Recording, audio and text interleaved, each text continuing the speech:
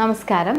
നമ്മൾ നാരങ്ങാ നീരും അതുപോലെ തന്നെ ഇഞ്ചി നീരും കൂടെ മിക്സ് ചെയ്ത് കുടിച്ചു കഴിഞ്ഞാൽ ശരീരത്തിൽ ഉണ്ടാകുന്ന കൊഴുപ്പുകൾ ഇല്ലാതാകുമോ, പ്രത്യേകിച്ച് ഹൃദയത്തിൽ ഉണ്ടാകുന്ന കൊഴുപ്പുകൾ ഇല്ലാതാകുമോ എന്ന് പല ആളുകളും ചോദിക്കാറുണ്ട്. അതുപോലെ തന്നെ ഈ ഒരു ഡ്രിങ്ക്സ് കുടിച്ചു കഴിഞ്ഞ് കഴിഞ്ഞാൽ നമ്മൾ ശരീരത്തിൽ സ്ഥിരമായിട്ട് കുടിക്കുകയാണെങ്കിൽ മറ്റെന്തൊക്കെ ആരോഗ്യ പ്രശ്നങ്ങൾ വരാം, നമ്മുടെ ശരീരത്തിൽ എങ്ങനെയാണ് കൊഴുപ്പുകൾ കൺട്രോൾ അല്ലാത്ത വിധം കൊഴുപ്പുകൾ ഉണ്ടാകുന്നത്, ഇതിൻ്റെ റീസൺ, ഇതിൻ്റെ കാരണങ്ങൾ എന്തൊക്കെയാണ്, നമ്മളുടെ വീട്ടിൽ തന്നെ ഉണ്ടാക്കുന്ന ഭക്ഷണ പദാർത്ഥങ്ങൾ ഏതെല്ലാം തരത്തിൽ നമ്മുടെ ശരീരത്തിൽ അൺവാണ്ടഡ് ആയിട്ട് ആവശ്യമില്ലാത്ത രീതിയിൽ കൊഴുപ്പ് ഉണ്ടാക്കുന്നുണ്ട് എന്നുള്ള കാര്യങ്ങളൊക്കെയാണ് നമ്മൾ ഇന്ന് സംസാരിക്കുന്നത്. ഞാൻ doctor Hasina, doctor Basil സോമിയ hospital, Pandikkad, Malappuram ജില്ല.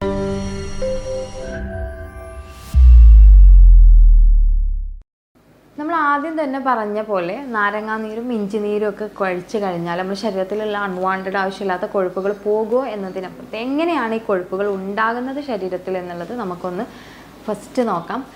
ശരീരത്തിൽ ഉണ്ടാകുന്ന കൊഴുപ്പുകൾ എന്ന് പറഞ്ഞാൽ ഒരു പരിധിവരെ നമ്മളുടെ ലൈഫ് സ്റ്റൈൽ മോശമായതുകൊണ്ട് തന്നെ വരുന്നതാണ്. അനാവശ്യമായിട്ടും അതുപോലെ തന്നെ ഇഷ്ടമുള്ള ഫുഡുകളാണെങ്കിൽ വാരി വലിച്ച് കഴിക്കുന്നൊരു സ്വഭാവം ഉണ്ടെങ്കിൽ തീർച്ചയായിട്ടും കൊഴുപ്പ് കെട്ടാനുള്ളൊരു സാധ്യതയുണ്ട്.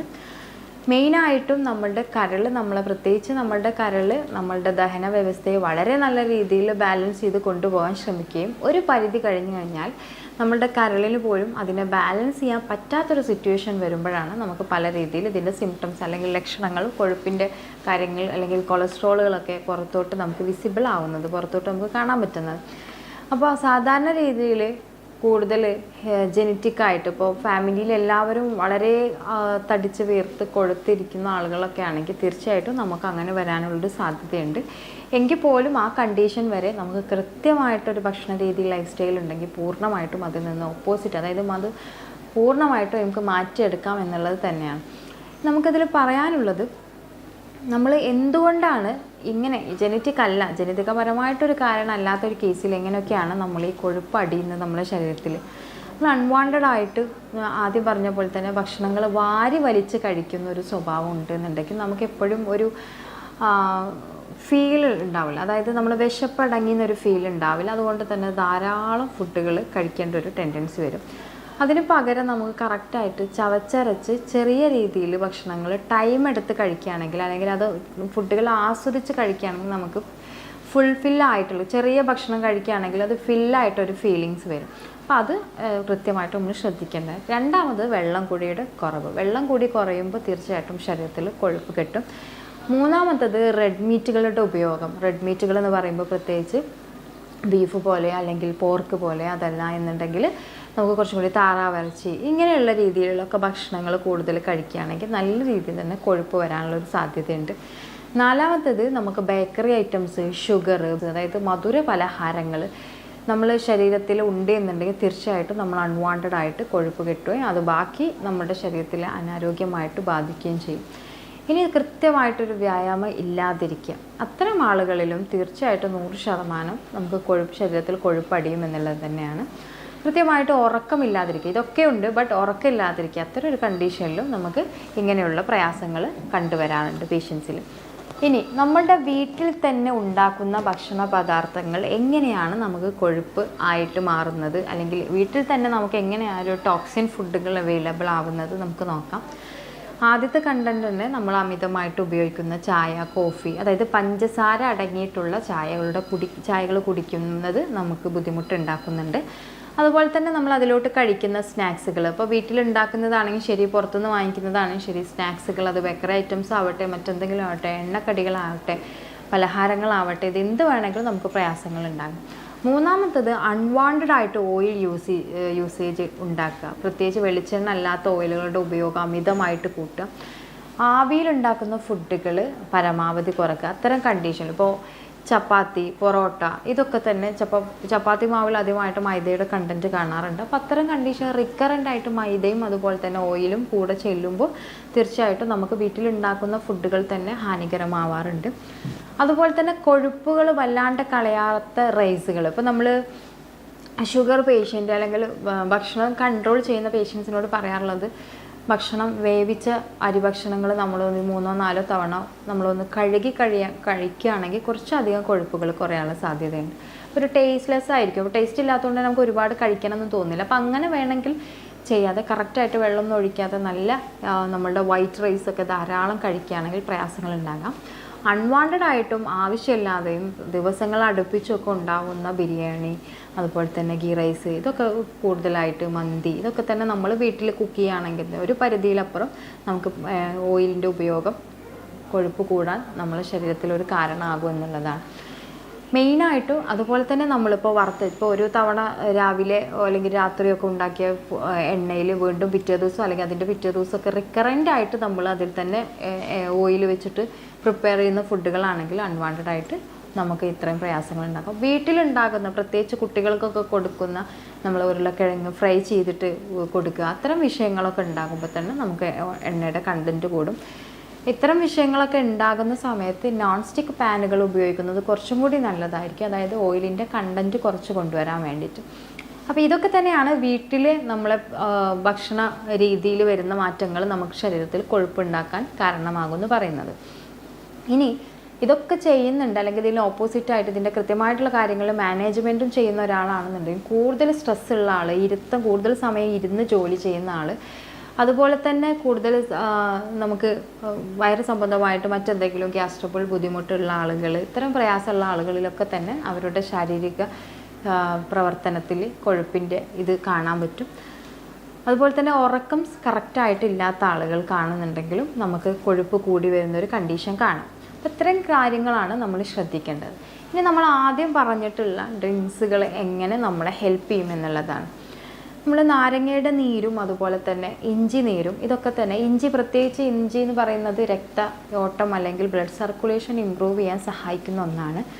വളരെ ലിമിറ്റായിട്ടുള്ള ഒരു പോർഷനിൽ നമുക്കിത് ഉപയോഗിക്കുന്നതിന് വലിയ ഇഷ്യൂസ് ഇല്ല. അതായത് ഇപ്പോൾ നമുക്ക് ചെറിയൊരു ക്യൂബായിട്ട് അതായത് ഇഞ്ചിയുടെ നീര് അതുപോലെ തന്നെ നാരങ്ങാ നീര് രണ്ടും മിക്സ് ചെയ്തിട്ട് നമുക്ക് ഐസ് ക്യൂബായിട്ട് ഫ്രിഡ്ജിൽ സ്റ്റോർ ചെയ്തിട്ട് ചൂടുവെള്ളത്തിൽ മിക്സ് ചെയ്തിട്ട് കുടിക്കാം. ബട്ട് ഇതൊക്കെ തന്നെ നല്ല രീതിയിൽ കൊണ്ടുപോകുന്നുണ്ടെങ്കിലും റിക്കറൻ്റ് ആയിട്ട് നമ്മൾ ഉപയോഗിക്കുമ്പോൾ ഒരുപക്ഷെ നമ്മളുടെ കിഡ്നിയുടെ ആരോഗ്യത്തെ നമ്മൾ ശ്രദ്ധിക്കേണ്ടിയിരിക്കുന്നു. കാരണം നിലവിൽ ഒരുപാടായിട്ട് അസിഡിക് ആയിട്ടുള്ള കാര്യങ്ങൾ ചെല്ലുമ്പോൾ നമുക്ക് രണ്ട് തരത്തിൽ, അതായത് കിഡ്നിയുടെ സ്വഭാവത്തിലും അതുപോലെ തന്നെ വയറ് സംബന്ധമായിട്ട് ഇപ്പോൾ അൾസറൊക്കെ ഉള്ള പേഷ്യൻസ് ആണെങ്കിൽ പൂർണ്ണമായിട്ടും നമുക്ക് അസിഡിറ്റി വീണ്ടും ചെല്ലുമ്പോൾ അതിൻ്റേതായിട്ടുള്ള പ്രശ്നങ്ങൾ ഉണ്ടാക്കാം. അപ്പോൾ എപ്പോഴും ഒരു കാര്യം റിക്കറൻ്റ് ആയിട്ട് ചെയ്യാതിരിക്കുക എന്നുള്ളതാണ്. ചെയ്യുന്ന സമയത്ത് തന്നെ ഒരാഴ്ചയിൽ 2 ദിവസം 3 ദിവസമൊക്കെ ചെയ്യുന്നതായിരിക്കും കുറച്ചും കൂടെ ബെറ്റർ. കൊഴുപ്പുകൾ കളയാൻ വേണ്ടി ഇത് നമ്മളെ സഹായിക്കും എന്നുള്ളത് തന്നെയാണ്. ഇനി നമുക്ക് അതുപോലെ തന്നെ നമ്മളെ സഹായിക്കുന്ന അല്ലെങ്കിൽ ശരീരത്തിലെ കൊഴുപ്പുകൾ കളയാൻ വേണ്ടിയിട്ട് നമ്മളെ സഹായിക്കുന്ന വേറൊരു കാര്യമാണ് നമ്മൾ ഇതിൻ്റെ കൂട്ടത്തിൽ തന്നെ ഹണി നമുക്ക് മിക്സ് ചെയ്തിട്ട് കുടിക്കാം. അത് വെറും വയറ്റിൽ കുടിക്കുന്നതാണ് നല്ലത്. ഒരു ഗ്ലാസ് ചൂടുവെള്ളത്തിൽ 1/4 ടീസ്പൂൺ ഇഞ്ചിയുടെ നീര്, അതുപോലെ തന്നെ 1 ടീസ്പൂൺ നല്ല ഇത് തേനായാലും കുഴപ്പമില്ല, ആ തേന് നിങ്ങൾക്ക് മിക്സ് ചെയ്യാം. അതുപോലെ തന്നെ അതിൽ ഒരു 1/4 പോർഷൻ നാരങ്ങ ഒന്ന് സ്ക്വീസ് ചെയ്തിട്ട് അതിൻ്റെ നീരും എടുത്തിട്ട് മിക്സ് ചെയ്തിട്ട് കുടിക്കാം. വെറും വയറ്റിൽ ഗ്യാസ്ട്രബിൾ ബുദ്ധിമുട്ടുള്ള ആളുകൾ കുടിക്കരുത്. അവർ നൈറ്റ് ഭക്ഷണം കഴിച്ചതിന് ശേഷം കുടിക്കുക. നല്ല രീതിയിൽ എനർജറ്റിക് ആവാനും നല്ലൊരു വ്യത്യാസങ്ങൾ ശരീരത്തിനകത്ത് കാണാനും നമ്മളെ സഹായിക്കും.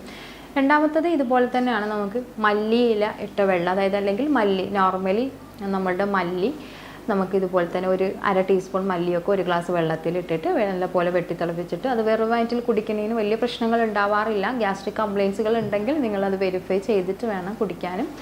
മിക്ക പാനീയങ്ങൾ നമ്മൾ കഴിക്കുകയാണെങ്കിൽ അതിൽ പ്രത്യേകിച്ച് ഇഞ്ചി നീരാവട്ടെ അല്ലെങ്കിൽ ലെമൺ ജ്യൂസ് ആവട്ടെ, അതിൽ പുതിന ചേർത്തിട്ടാവട്ടെ, കരിഞ്ജീരകം മിക്സ് ചെയ്തിട്ടൊക്കെ ആണെങ്കിൽ എന്ത് തന്നെ ചെയ്യുകയാണെങ്കിലും ഗ്യാസ്ട്രിക് ബുദ്ധിമുട്ടൊക്കെ ഉള്ള ആളുകളാണെങ്കിൽ പ്രത്യേകിച്ച് നൈറ്റ് കഴിക്കുന്നതായിരിക്കും നല്ലത്. അതായത് ഭക്ഷണം കഴിച്ചതിന് ശേഷം ഒരു 15 മിനിറ്റ് കഴിഞ്ഞിട്ട് കുടിക്കുന്നതായിരിക്കും കുറച്ചും കൂടെ നല്ലത്. വെറും വയറ്റിൽ കുടിക്കുമ്പോൾ ചൂടുവെള്ളത്തിൽ ഗ്യാസ്ട്രിക് ബുദ്ധിമുട്ടൊന്നും ഇല്ലാത്ത ആളുകളാണെന്നുണ്ടെങ്കിൽ 1 ടീസ്പൂൺ തേനും അതുപോലെ തന്നെ കുറച്ച് നാരങ്ങാ നീരും മാത്രം മിക്സ് ചെയ്തിട്ട് കുറച്ചധികം വെള്ളത്തിൽ, അതായത് 1 ഗ്ലാസ് വെള്ളത്തിൽ 1 ടീസ്പൂൺ തേന്, 1/2 ടീസ്പൂൺ നാരങ്ങ ജ്യൂസ് മിക്സ് ചെയ്തിട്ട് കുടിക്കുന്നത് നല്ലതാണ്. അപ്പോൾ ഇത്രയും കാര്യങ്ങൾ നമ്മളെ സഹായിക്കും. ബട്ട് ഇതൊക്കെ തന്നെ നമുക്ക് ആരോഗ്യ പ്രശ്നങ്ങൾ മറ്റെന്തെങ്കിലും ഉണ്ടെങ്കിൽ കറക്റ്റായിട്ട് നിങ്ങളൊരു ഫിസിഷ്യൻ്റെ അല്ലെങ്കിൽ നിങ്ങളെ കാണിക്കുന്ന ഡോക്ടറുടെ ഒപ്പീനിയൻ ചോദിച്ചതിന് ശേഷം മാത്രം ചെയ്യുക. അപ്പോൾ ഇത്രയും കാര്യങ്ങളാണ് നമ്മൾ ശ്രദ്ധിക്കേണ്ടത്. ഇത് സ്ഥിരമായിട്ട് ചെയ്ത് കഴിഞ്ഞാൽ മറ്റ് ആരോഗ്യ പ്രശ്നങ്ങൾ വരാൻ സാധ്യതയുള്ളത് കൊണ്ട് തന്നെ നമ്മളുടെ കണ്ടീഷൻ വിലയിരുത്തിയിട്ട് വേണം നമ്മളിത് കുടിക്കാൻ. ബട്ട് ചില സമയങ്ങൾ അല്ലെങ്കിൽ നമ്മളൊരു ഡയറ്റ് എടുക്കുന്ന ഒരു ടൈമിൽ ഒരു പർട്ടിക്കുലർ പീരിയഡ്സിന് വേണ്ടിയിട്ട് നമ്മൾ ഇപ്പോൾ ഒരു 2 months നമ്മളത് ഒരാഴ്ചയിൽ ഒരു 3 ദിവസം കഴിച്ചു എന്ന് വിചാരിച്ചിട്ട് നമുക്ക് പ്രത്യേകിച്ച് ഇഷ്യൂസ് ഒന്നും ഉണ്ടാക്കുന്നില്ല. ഇനി ഡ്രിങ്ക്സ് അല്ലാതെ തന്നെ നമുക്ക് കൊഴുപ്പ് കുറക്കാൻ നമ്മളെ സഹായിക്കുന്ന ഒരു കാര്യമാണ്, നമുക്ക് കുറച്ച് നാച്ചുറൽ ആയിട്ടുള്ള തേനിൽ കുറച്ച് വെളുത്തുള്ളി സോക്ക് ചെയ്ത് വെക്കാം. ആഫ്റ്റർ 50 days, അതായത് 2 ആഴ്ച കഴിഞ്ഞതിന് ശേഷം നമുക്കത് വെറും വയറ്റിൽ ഒരു ടീസ്പൂൺ തേനും അതുപോലെ തന്നെ ഒരു 3-4 അല്ലി വെളുത്തുള്ളി അപ്പാടെ കഴിക്കുന്നത് നല്ലതാണ്. ഇതൊക്കെ തന്നെ നിങ്ങൾക്ക് ആരോഗ്യ പ്രശ്നങ്ങൾ ഉണ്ടോ ഇല്ലയോ എന്ന് വിലയിരുത്തിയതിനു ശേഷം മാത്രം വേണം കഴിക്കാനും.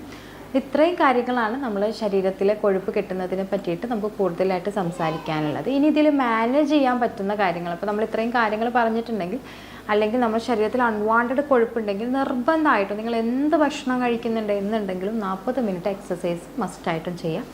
എപ്പോഴും ഭക്ഷണം കഴിക്കുമ്പോൾ ചെറിയ പാത്രത്തിൽ ഭക്ഷണം കഴിക്കാൻ ശ്രമിക്കുക. വലിയ പാത്രത്തിൽ നമ്മൾ കഴിക്കുമ്പോൾ നമുക്കൊരു മെൻ്റലി സാറ്റിസ്ഫാക്ഷൻ വരില്ല. നമ്മൾ കുറച്ചും കൂടെ അധികം ഫുഡ് എടുക്കുക എന്നുള്ള രീതിയിലും അത് അൺവാണ്ടഡ് ആയിട്ട് കഴിക്കാനുള്ളൊരു റീസൺ ആവും. സോ ചെറിയ പാത്രങ്ങൾ ചൂസ് ചെയ്യുക. മൂന്നാമത്തത് ധാരാളം വെള്ളം കുടിക്കുക. ഭക്ഷണം കഴിക്കുന്നതിൻ്റെ ഒരു അരമണിക്കൂർ മുമ്പ് 2 ഗ്ലാസ് വെള്ളം കുടിക്കുന്നത് ഭക്ഷണം കഴിക്കുന്നതിൻ്റെ കണ്ടൻറ്റ് കുറക്കാൻ നിങ്ങളെ സഹായിക്കും. അതുപോലെ തന്നെ നമ്മളുടെ ഉറക്കം, സ്ട്രെസ്സ്, നമ്മളുടെ ജോബ് സംബന്ധമായിട്ടുള്ള കാര്യങ്ങൾ, ഇതൊക്കെ ബാലൻസ്ഡ് ആയിരിക്കും. കുറച്ച് അധികം നല്ല ഫുഡുകൾ കഴിക്കുന്നത് കുറച്ചും കൂടെ ബെനിഫിറ്റ് ആയിരിക്കും. പച്ചക്കറികൾ ധാരാളം കഴിക്കുക. അതുപോലെ തന്നെ നമുക്ക് സീഡ്സുകൾ അവൈലബിൾ ആണ്. പംകിൻ സീഡ്സൊക്കെ അവൈലബിൾ ആണ്. Sunflower seeds available. നല്ല രീതിയിൽ കൊഴുപ്പ് കെട്ടാൻ, നല്ല ബ്രെയിൻ കപ്പാസിറ്റി വരുത്താനും നമ്മളുടെ ആരോഗ്യത്തിനൊക്കെ നമ്മളെ സഹായിക്കുന്ന സീഡ്സുകളാണ്. സോ അതൊക്കെ തന്നെ നമ്മൾ ധാരാളം കഴിക്കുന്നത് നല്ലതാണ്. കുറച്ച് ഫുഡുകൾ നമ്മൾ കൃത്യമായിട്ട് ശ്രദ്ധിക്കാൻ പറഞ്ഞു. അതോടൊപ്പം തന്നെ കുറച്ച് ഫ്രൂട്ട്സുകൾക്ക് ഇമ്പോർട്ടൻസ് കൊടുക്കുക. നാരങ്ങ, നെല്ലിക്ക, മുസമ്പി, അനാറ്, അതുപോലെ തന്നെ പേരക്ക കഴിക്കുന്നതുകൊണ്ട് വലിയ ഇഷ്യൂസ് ഇല്ല. അതുപോലെ തന്നെ കൂടുതലായിട്ട് വാട്ടർ മെലോൺ, ഇത്രയും ഫുഡുകളൊക്കെ ധാരാളം കഴിക്കുന്നത് നല്ല രീതിയിൽ വ്യത്യാസങ്ങൾ ഉണ്ടാക്കാൻ സഹായിക്കും. ആരോഗ്യപരമായിട്ടുള്ള സംശയങ്ങൾ താഴെയുള്ള വാട്സപ്പ് നമ്പറിൽ കോൺടാക്ട് ചെയ്യാം. ഞാൻ doctor Hasina, doctor Basil സോമിയ hospital, Pandikkad, Malappuram ജില്ല.